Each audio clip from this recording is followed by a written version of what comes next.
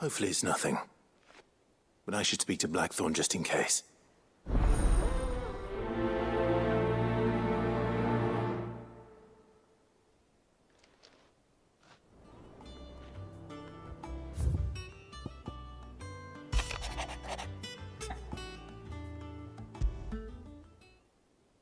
What could be wrong with Torgor?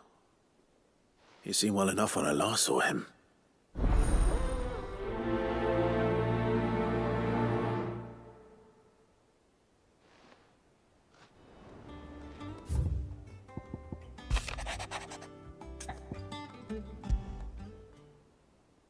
Trouble with the ledgers. Shouldn't he be asking Otto for help?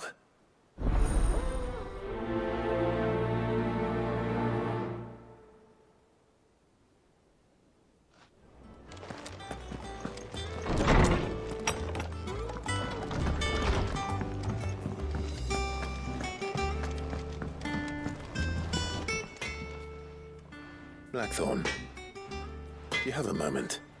Not really, no. This won't take long. I just wanted to ask how you're getting on.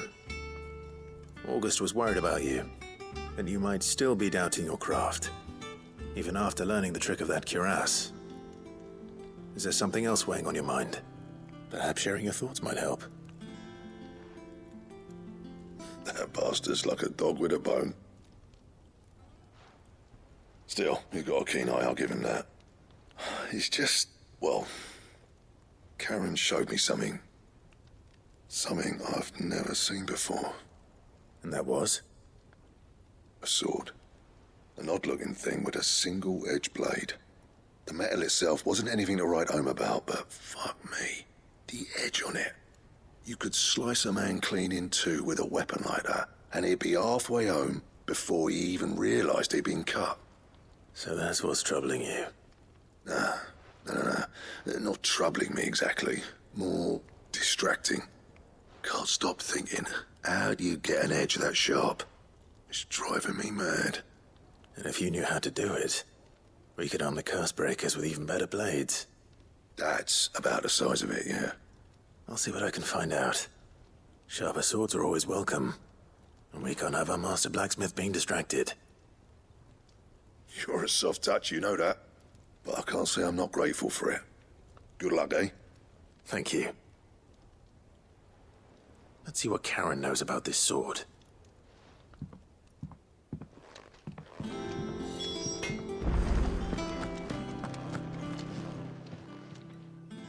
I got your note.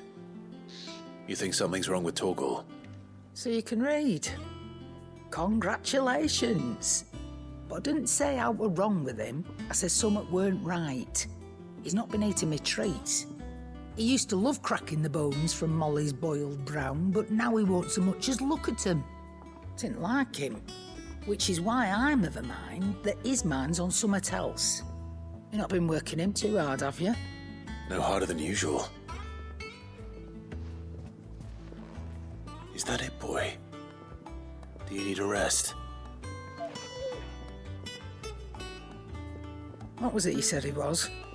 A frost wolf? That's what the lawsman seems to think. Then maybe this all has something to do with whatever it is that's woken inside him. I suppose things have been different since Rosalith. Perhaps Hippocrates knows something. Instead of everything, you mean? Perhaps.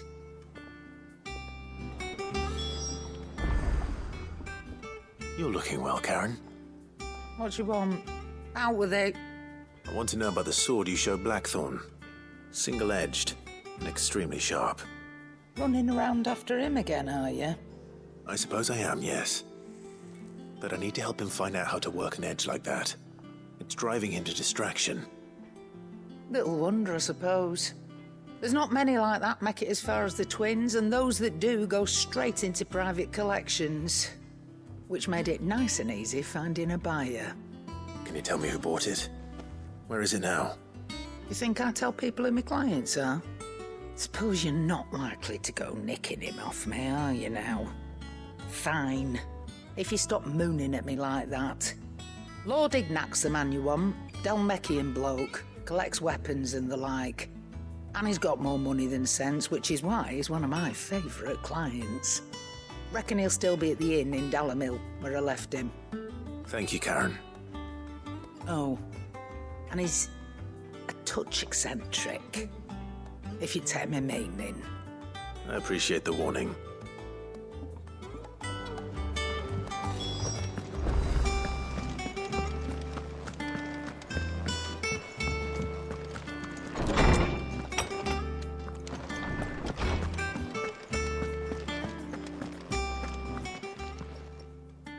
Lawsman, I need to ask you about Torgal. Something's not right with him. He isn't ill, is he? I don't think so. But according to Lady Karen, he seems to have lost his appetite, which is certainly a new development. She says he's hardly been touching his bones of late, and she believes it may have something to do with what happened at Rosalith Castle. I rather think she might be right, though not about his appetite. All canids are instinctively inclined to crack open bones for the rich marrow that resides within, and I see no reason why a frost wolf should be any different.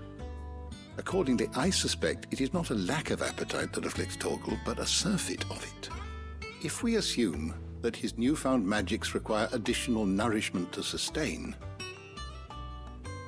it may well be that the bones Lady Karen is accustomed to providing are no longer sufficient. Frost wolves, after all, habitually prey upon far larger animals, whose bones may yield altogether different nutrients. As to where one might find a suitable substitute, some antelopes that graze the meadows of eastern Rosaria have been known to grow to a size more than double that of their lesser cousins. I don't recall ever seeing any that large. And little wonder. The oldest and largest such creatures rarely leave the safety of the highlands for fear of predators. The last elder antelope sighting I recall hearing about took place near Cressida, and that was long before the village was abandoned. Even so, it seems like a good place to start. Good hunting, Clive.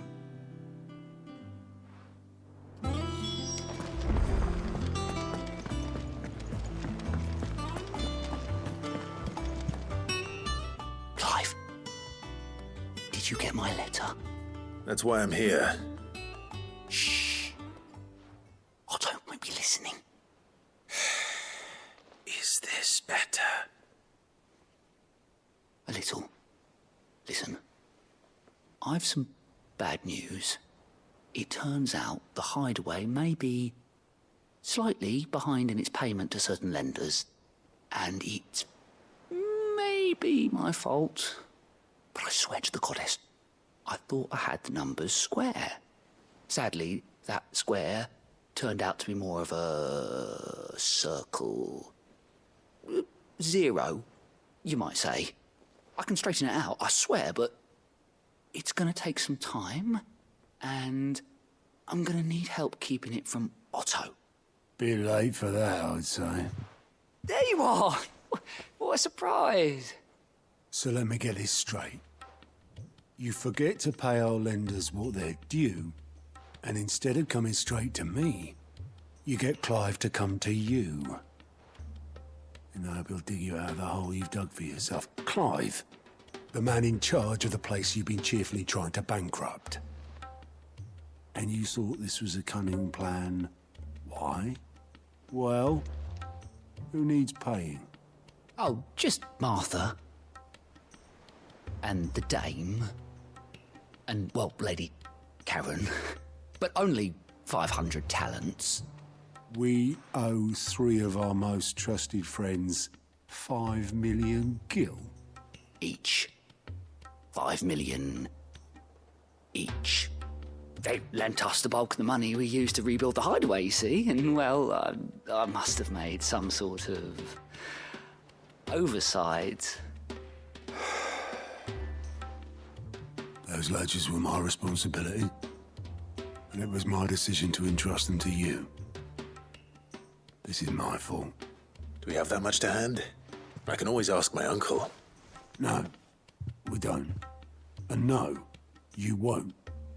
We've lightened Lord Rosfield's purse enough. After the king's ransom we had off him, he deserves better than to see our begging bowl. Besides, We'll need to learn to stand on our own if we're gonna make this work. All right. But that doesn't mean you have to shoulder the burden yourself. Is there anything I can do to help? There might be. How'd you fancy taking these to Martha and the dame? Rocks. Rocks, he says. Worth 1,000 talents apiece, these are. A little something Sid and I set aside for when times got lean. And I reckon 15 million in overdue debt probably qualifies. I just hope our associates' eyes are a bit more discerning than yours. I'm sure there will be. Should be me making the rounds, really. But you know how it is with this place. Orders to bark, arses to wipe and all that. I know. Which is why I don't mind going in your place. Go. Do you know why I only gave Master Clive here 2 star rubies? Because you'd rather Lady Karen killed me. Because I'd rather Lady Karen killed you. Yes. Well, I suppose this is goodbye then. Don't worry. I'm sure Karen will understand. Really? Do you think so? No, I don't.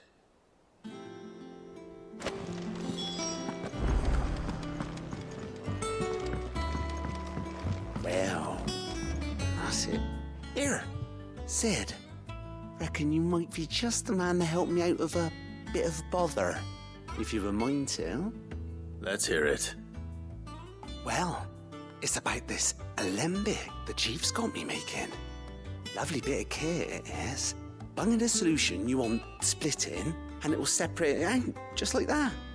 Problem is, it won't always get rid of all the impurities. And with some of the stuff we need it for, that ain't good enough. Which is why I've been looking for something to filter the liquid we'll be cooking off. And that's where I was hoping you could help me out. I imagine Ty could get some use out of this alembic too. Distilling medicines and the like. All right. Why not? Proper job! So what exactly do you need for this filter? Nothing but bomb ash'll do, says the chief. Gave me a sample she'd obtained from the university stores. Couldn't believe my eyes. You pour the blackest blight water through it, and it comes out clear as a mountain stream. So, I did a bit of reading about where I might be able to get hold of some. And do you know what I found out? It's only the blimmin' bones of a bomb king. They leave them behind when they die, see? I take it that's where I come in. If you wouldn't mind. I saw a billet on the hunt board for one just the other day. Would have gone myself, but, well, fighting dirty great balls of flame isn't exactly my forte. You, on the other hand... All right. I'll see what I can do. Thank you kindly. And good hunting, eh?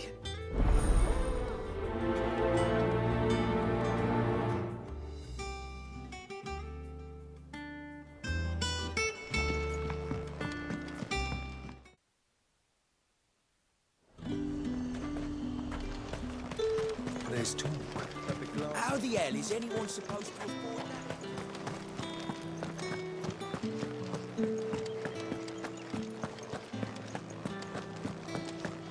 that? Did you hear? The gates to heaven. I want to see you. What am I going to do without Sweetwater and Oil of Talc? Stop. Milady, I come bearing gifts. Gifts? Whatever is the occasion.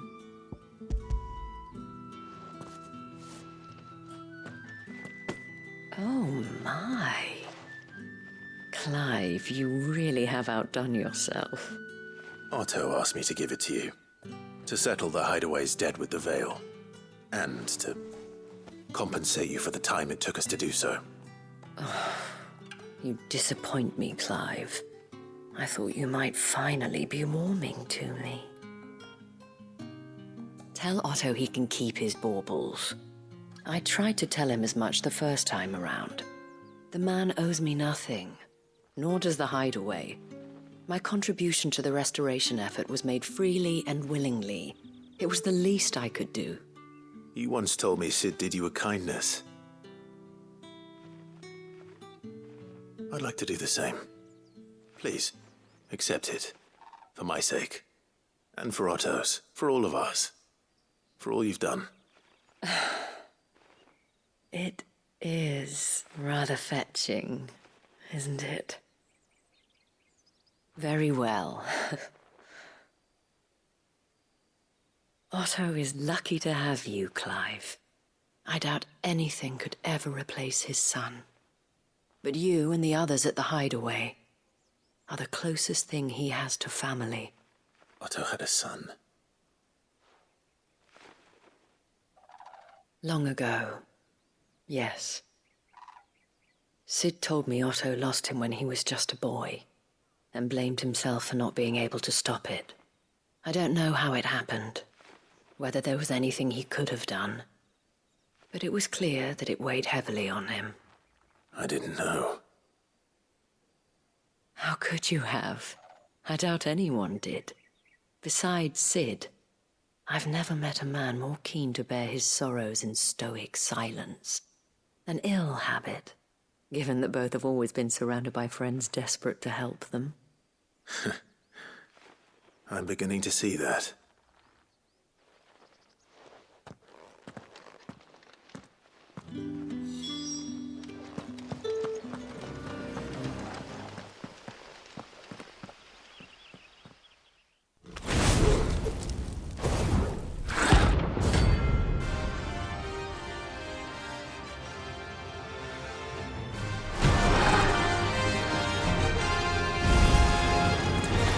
Here. Greetings, Your Majesty.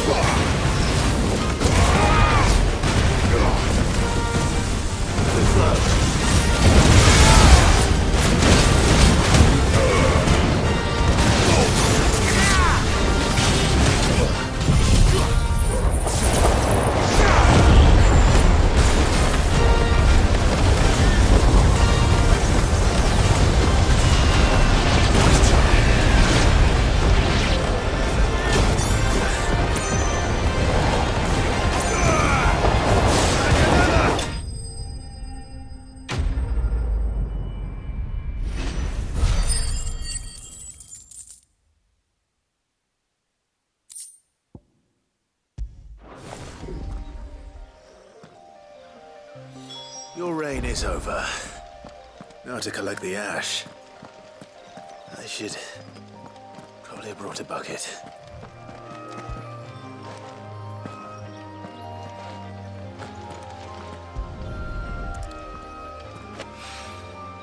This looks like the stuff. Let's see if there's any more.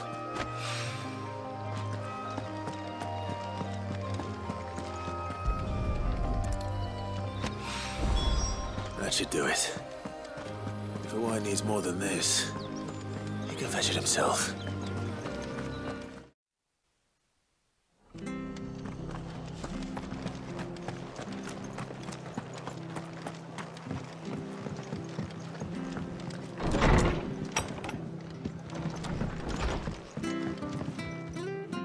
Clive, we weren't expecting you.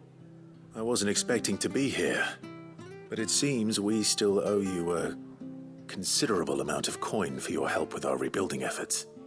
And though I doubt it's what you were expecting, we were hoping you'd take this as payment.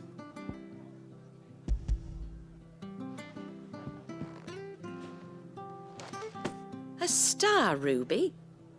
I can't accept this. It's worth at least twice what you owe me. More if you can find yourself the right buyer. Think of the difference as interest. Interest? If word got out I charged that much, no one would ever borrow from me again. Anyway, why are you the one here asking me about this? I'd have expected Otto. Bit much sending the Lord Marquis out to settle your debts, isn't it? The old goat working himself to death again. Something like that. Most days I think he's the only reason the hideaway's still standing. Same as always, eh? Back when the place was nothing but a twinkle in the eye of a recently retired Lord Commander, word is he was the first one Sid reached out to. Probably knew that without his strong arm and level head, the idea would never get off the ground. Sid may have been the face of the hideaway, but Otto's always been the backbone. And when Sid passed away, we were all worried that would be the end of it. That Otto would just give up. His death was hard on everyone. But it must have hit Otto hardest of all. But he didn't give up, did he? Quite the opposite, in fact. If I recall, he was the one who nominated you as Sid's replacement, and rallied the rest around you. I reckon what he saw in Sid, he saw in you too. And don't we all? Doesn't hurt that you're half as stubborn and twice as handsome, neither. That, and you keep good company. I suppose I do.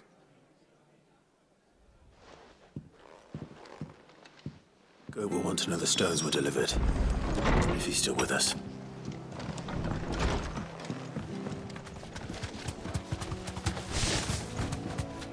Well, it's certainly quiet. If I were a giant antelope, it would seem like just the place.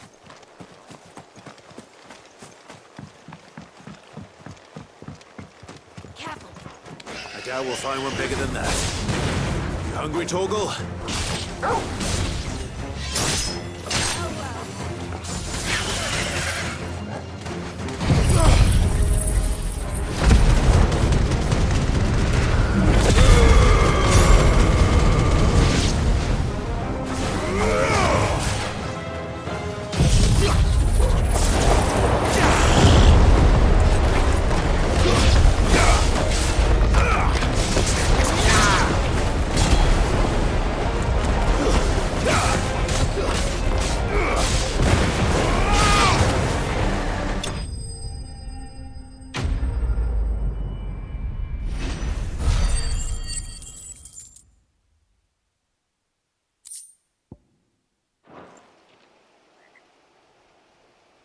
Now,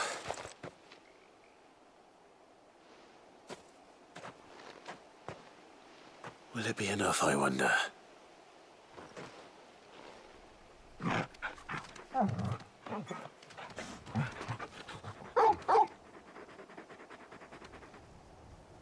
I say that answers my question, which means we owe the lawsman our thanks. You're just a big puppy, aren't you? A very big puppy.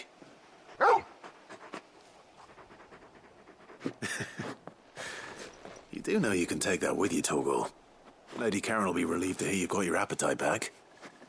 Come on, boy.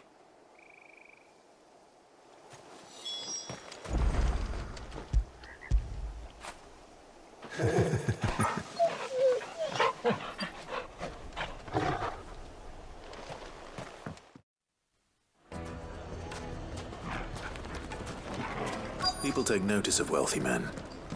Shouldn't be too hard to track down Karen's collector.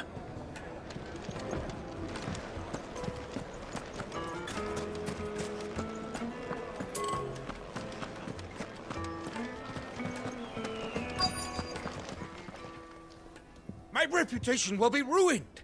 Ruined! Calm yourself, Lord Ignac, I beg of you, before you do yourself a mischief. Pardon the intrusion, but... Out! Get out! I paid for these rooms so I wouldn't be disturbed. Leave me be! Please, allow me to apologize. His lordship is going through a difficult time, and he's never been fond of guests arriving unannounced. Radim! Get rid of the filthy oaf this instant! Very good, Lord Ignac. Would you mind stepping outside for a moment?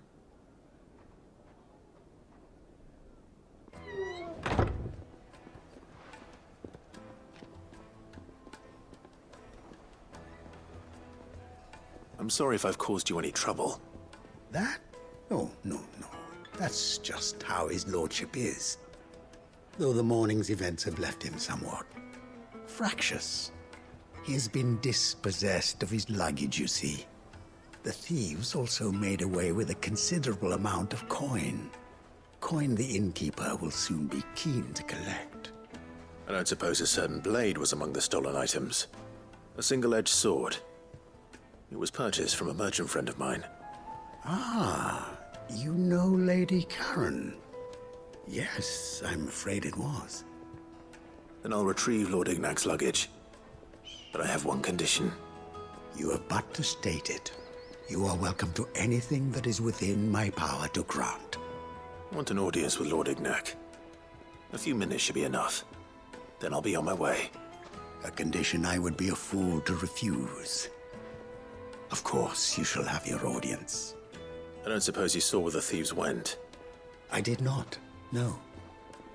Though some discreet inquiries made on his lordship's behalf mean that I know where you might find them. The bandit's bed.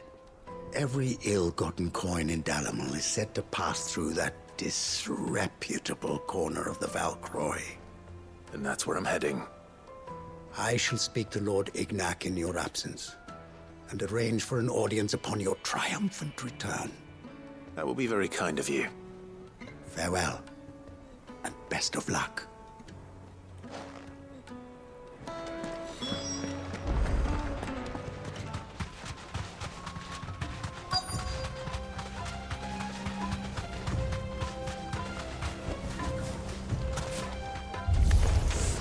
We've got company! Come on, lads, let's tear the bastard's head off!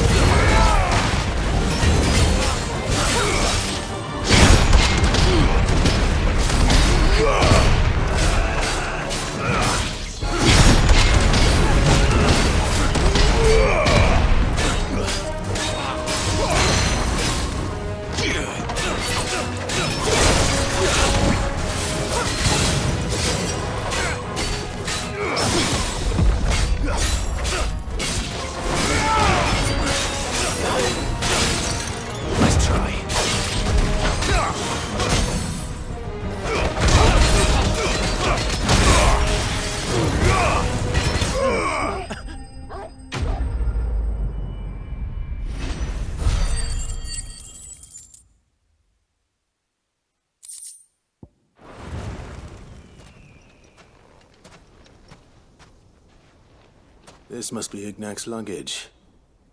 Nothing seems to be damaged. All right.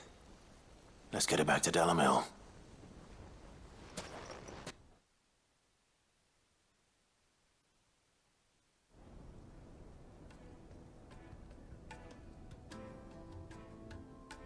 I hear I have you to thank for the return of my effects. What shall I call you, my good man? Wyvern. Glad to make your acquaintance. A formidable name indeed. Well, Wyvern, I appear to be in your debt. Radim here tells me you wished for an audience. Is that all? A few moments of your time should suffice, yes. You're a peculiar fellow, Wyvern. All right, speak. Master Wyvern was wondering if you could tell him about a certain single-edged sword you recently acquired. Oh, a true work of art, that one. Karen drove me hard on the price, but I would have sold her Radim here to get my hands on that sword. It was made in the Outer Isles, far beyond the Twins, and is used exclusively by the practitioners of a unique school of swordsmanship. They believe no combat should ever exceed a single strike, and hone their blades to such perfection that none ever does. Each sword is made for that one perfect stroke, and for that stroke only. They crack upon a second blow. There's a brutal sort of beauty to it, really. But how do they hone such an edge? Fine question. Why, they use a whetstone, of course. Whetstones, rather. A whole array of them, ranging from the coarse to the fine. 10,000 licks with the sharpening stone, then 10,000 more. But it is the final stone which lends the blade its legendary sharpness. A mineral quite foreign to this great realm of ours. And that is the key. The secret ingredient. Wyvern, it occurs to me that my little lecture is hardly equal to services rendered. Take this, together with my regards. The very stone of which I spoke, far rarer among collectors than even the blade itself, and a far more fitting payment. Thank you. Pardon the intrusion, my lordship. However, it is long past time we prepared ourselves to depart. So it is. I am locked in bitter competition with a rival collector of curiosities. I am one step ahead of the unscrupulous scoundrel, but he is hard at my heels. Are there many other collectors out there? Too many to count, but only one do I consider my nemesis. Lord Byron Rosfield, and is a perennial thorn in my side. I can imagine. Farewell, Wyvern. May our paths cross again. Radim, we mustn't dawdle.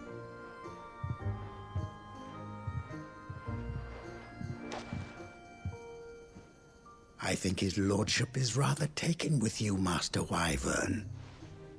Thank you again for your assistance. Coming, my lordship. I'll be right there.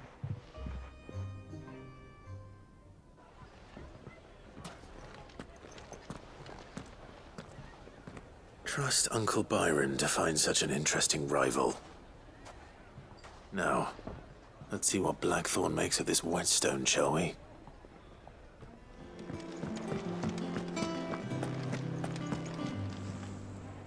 I noticed you and Torgal had gone off somewhere. Take him for a walk, did you? You could say that.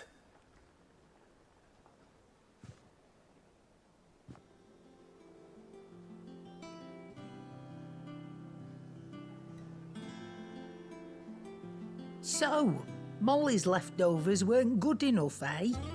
That'll teach me for treating you like you're still a pup. All right, no need to shout. Now we know what you're after, I can see about getting some in. Speaking of which, I brought one for later. Can I leave it with you?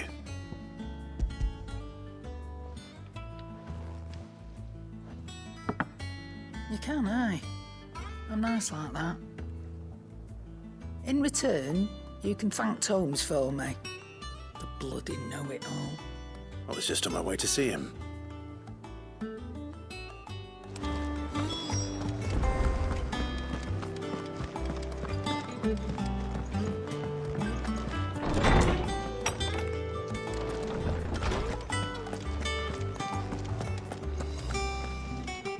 Ah, Clive. Were you able to locate your quarry? We were indeed, Lawsman. You pointed us in exactly the right direction. And Torgal's been a very happy hound ever since. Very good, very good. Lady Karen sends her thanks, by the way, for your part in solving the mystery.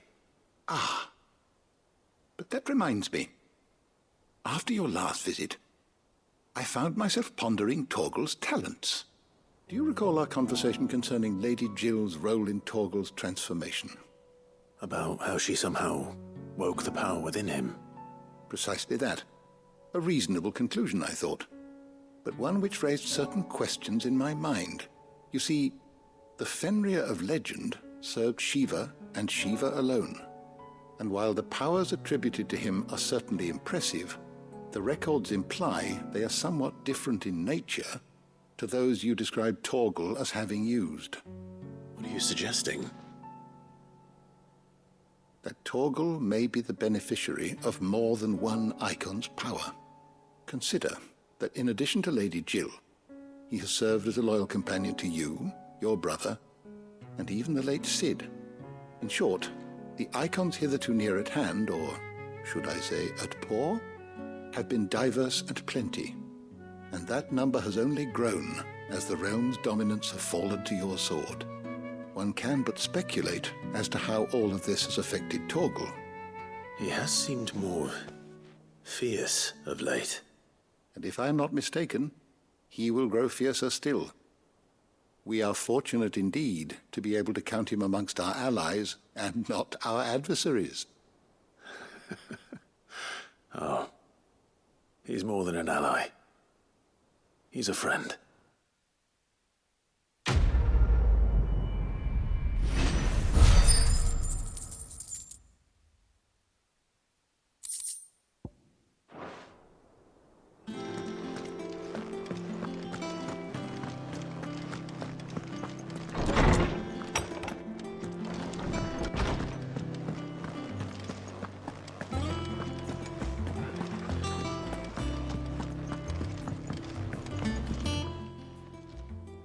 Sorry for the wait, but hopefully you'll agree it was worth it.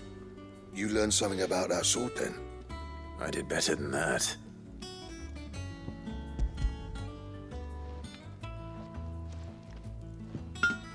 Hey, a whetstone?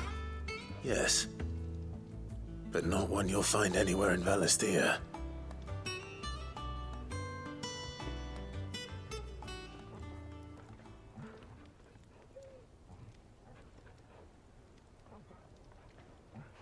No wonder I couldn't get the same finish on the grinding wheel. One hit and all done, eh? Might not be so bad if all you ever fought were duels.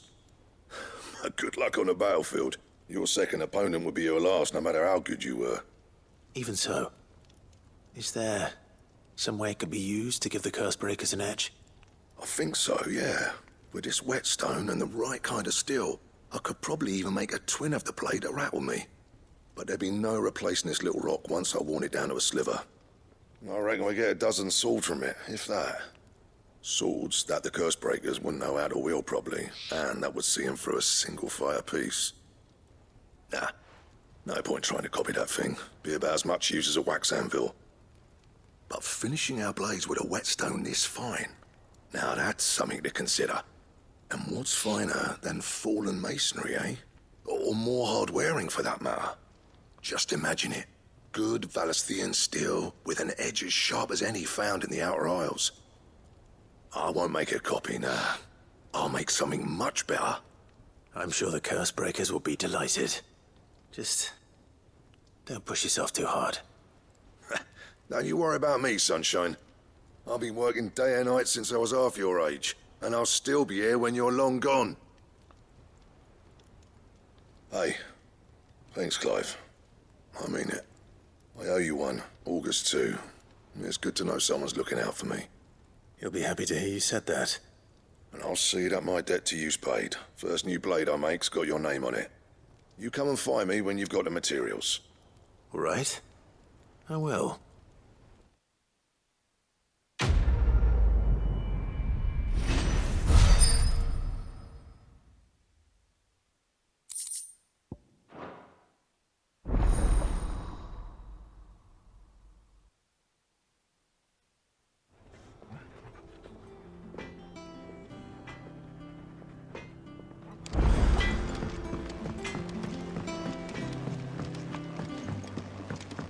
I went up to give some greens to the truck.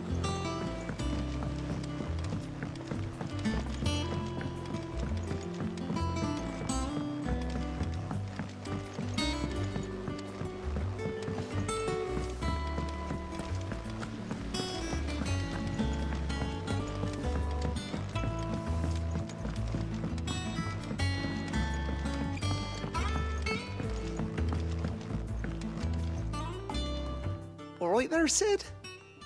How's that hunt for the bomb ash going? I have it here.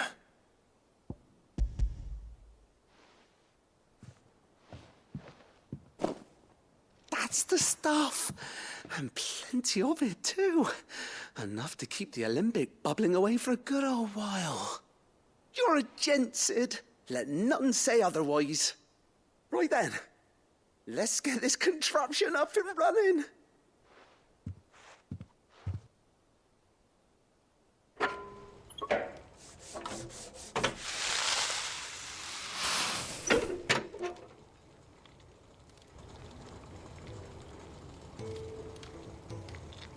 There we have it.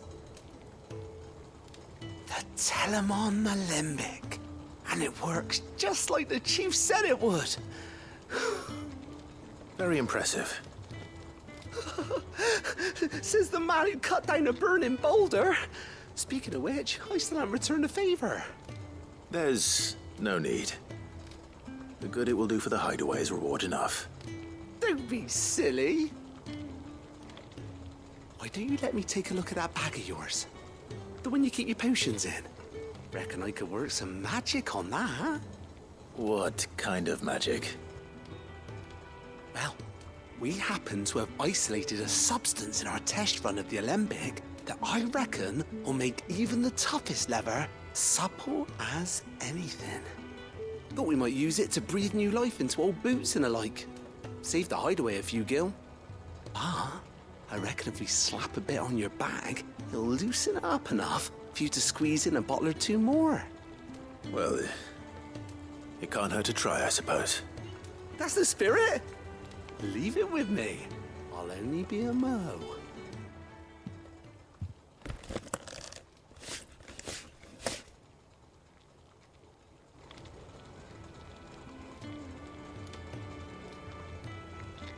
Well, what do you reckon?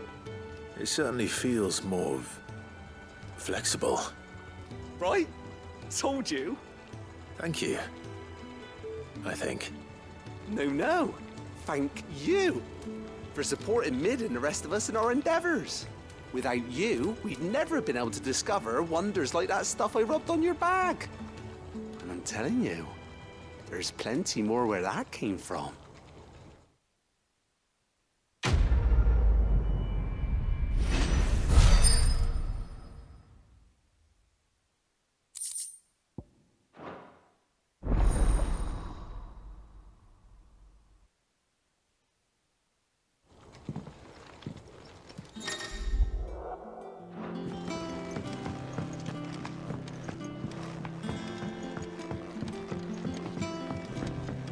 Think Mid might need some help.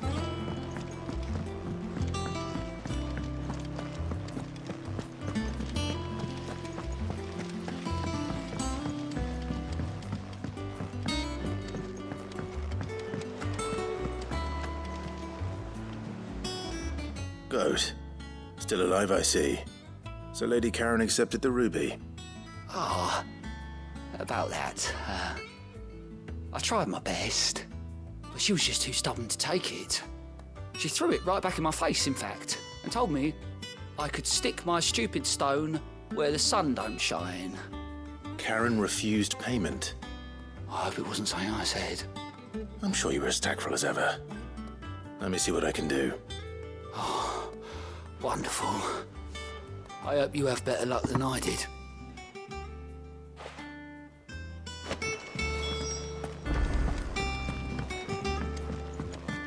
Mid told me she was building a ship. Is that the thing Tomes helped her with?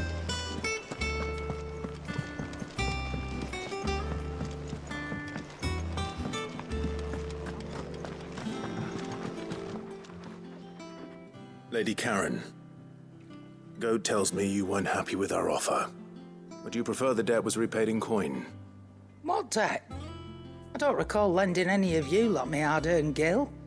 I may have tossed a talent or two in the Hideaway's coffers, but those were donations, and you can hardly call it charity if you go asking for it back.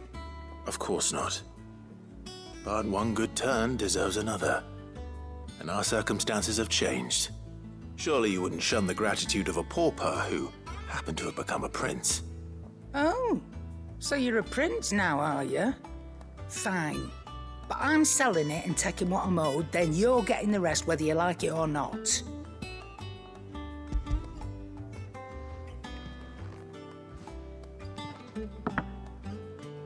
Where'd you even get this? A decent trader might nab 1,000 talents for a star ruby. A canny one, meanwhile, might claim it were nicked from the belt of Sid the Outlaw himself and ask twice as much. Might be I already have a buyer in mind. Might be you even know her. A fine continental maid whose beauty's only eclipsed by a guile in commerce. You wouldn't mind, would you? Not at all. Just be sure to tell her that it's always a pleasure doing business.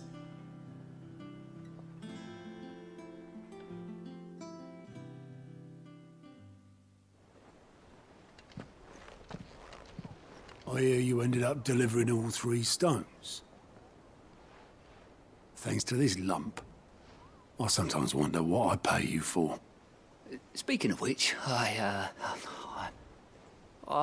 still haven't been paid last month's wages. Oh, so you remember what's owed to you then? Get your ass behind that disc of yours and don't get up before those ledgers are square. Right away.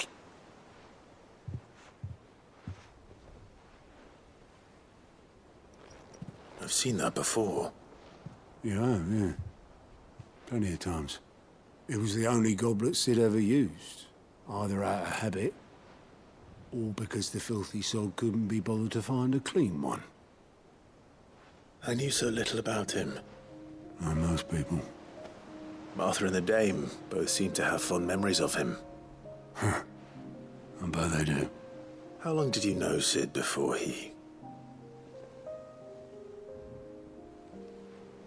Before he died. 20 summers, give or take. Back in the day, I was a purser on a trade ship, which is where I met him. He bought passage to... I forget where. And having nothing better to do on the long nights, we set up drinking island rum till the morning bell dragged me back to my duties. Quit my post not long after that, on account of making a fine maiden's belly fat. But me and Sid stayed close, promising we'd one day sail the seas again. That was before fate stepped in and said she was having none of it. The magic woke inside my son soon after his first name day, and there was no hiding his knack. Couldn't you and your family have... My family were the ones who summoned the constable, wanted the monster taken away. I couldn't turn my back on him, forget what I felt, and I couldn't for the life of me understand how they could. Luckily, Sid was of the same mind as me. It was him who stood beside me when all I wanted was to tear the whole world down. Him who cried for me when I had no tears left of my own. Him who swore he'd do everything he could to stop it from happening again. And he was true to his word, too. Left the Royal Army once and for all. His ranks, his ribbons, gone. Just like that. Threw away everything he had. All to right a wrong that no one else had the courage to face. I knew then I'd follow that man to the ends of the earth.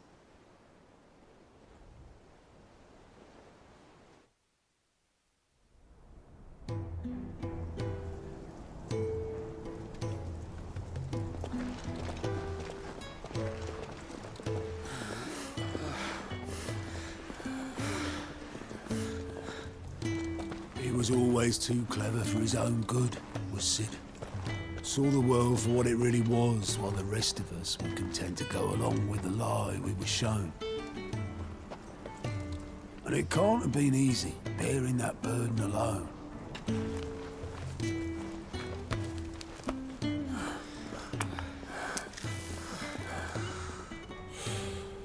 But he didn't let it stop him. He never lost faith in what he believed was right. And that gave us faith in him. Faith he'd steer us true. So I swore to myself that I'd always be right behind him, ready to catch the stubborn sod, if ever he should fall.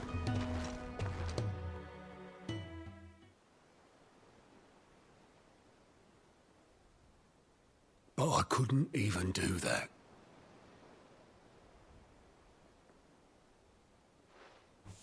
Ignore me. Just the ramblings of a tired old man. Leave that lot. I'll tidy it up in a bit.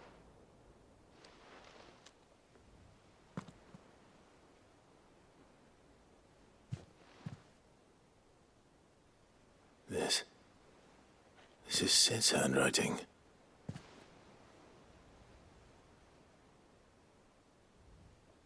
Dear Otto.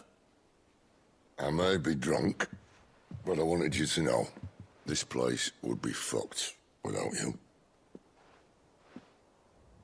Love you, you grumpy old sod.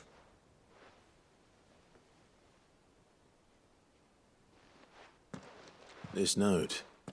Hmm? What about it? Sid was right. Without you, we'd all be lost.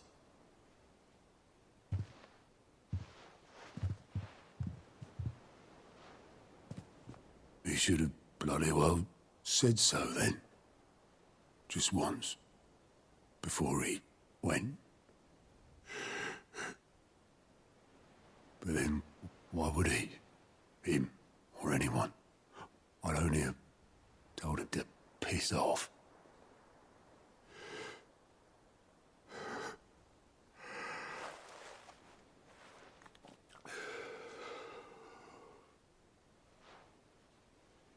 You're wrong, though. Both of you. It was never just me keeping the hideaway afloat. It was all of us.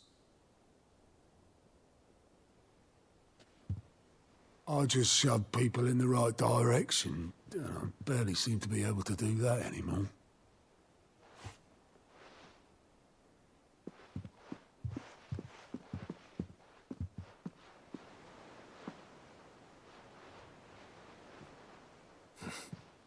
Would you rather goat were at the helm? Well, maybe I've got a few more years left in me. I'm going to hold you to that, Otto. Before you go, Sid would have wanted you to have this. But that's... This'll do me just fine.